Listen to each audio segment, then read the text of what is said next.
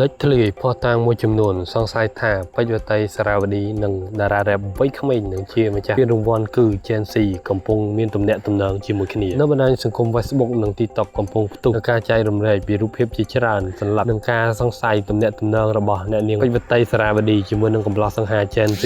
ដែលជាម្ចាស់ពាន Rapper Fighter រដូវកាលទី2ចំណុចដែលសង្ស័យការប្រើរបស់ដូចគ្នាពាក់អាវដូចគ្នាប៉ុន្មានថ្ងៃគេបានឃើញ Gen Z ទៅលេងនៅខេត្តសៀមរាបតែក៏បានឃើញបច្ចុប្បន្នសារ៉ាវឌីទៅលេងនៅខេត្តសៀមរាបដែរអ្វីដែលធ្វើឲ្យមហាជនកាន់តែសង្ស័យនោះគឺរូបភាពដែលបានបង្ហោះនៅលើបណ្ដាញសង្គម Gen Z ដែលបង្ហាញពីទេសភាពប្រាសាទអង្គរវត្តថតជាប់នារីម្នាក់ដែលអ្នកគាំទ្រយកទៅផ្ទៀងផ្ទាត់គឺដូចទៅនឹងបច្ចុប្បន្នសារ៉ាវឌីដែលអ្នកគាំទ្រយកទៅផ្ទៀងផ្ទាត់គឺដូចទៅនឹងបច្ចុប្បន្នសារ៉ាវឌីបេះបិទលើសពីនេះអ្នកគាំទ្រក៏បានឃើញ Gen Z និងបច្ចុប្បន្នសារ៉ាវឌីថតរូបជាមួយគ្នាលេងនៅបរិវេណប្រាសាទអង្គរវត្តផងដែរយ៉ាងណាមិញអ្នកគាំទ្របានដាក់ការសង្ស័យថាកំឡោះទាំង5រូបនេះនិងស្រីស្អាតបានកំពុងនឹងតាក់ទងគ្នាព្រោះពួកគេបានពាក់ខ្សែដៃដូចគ្នានាឡិកាដូចគ្នាលាបក្រចកពណ៌ដូចគ្នារីឯក្រចកមានឈ្មោះពេជ្រឯខាងស្រីដាក់អក្សរ Gen Z ទៀតផងបើទោះជាយ៉ាងណាក៏ដោយបណ្ដាអ្នកគាំទ្រក៏នៅតែមិនទាន់ជឿជាក់នៅឡើយព្រោះមិនទាន់មានការចេញបញ្ជាក់ពីសម័យភាគីរៀងខ្លួនហើយយ៉ាងណាមិញបើគិតទៅលើរឿងស្នេហា Gen Z និង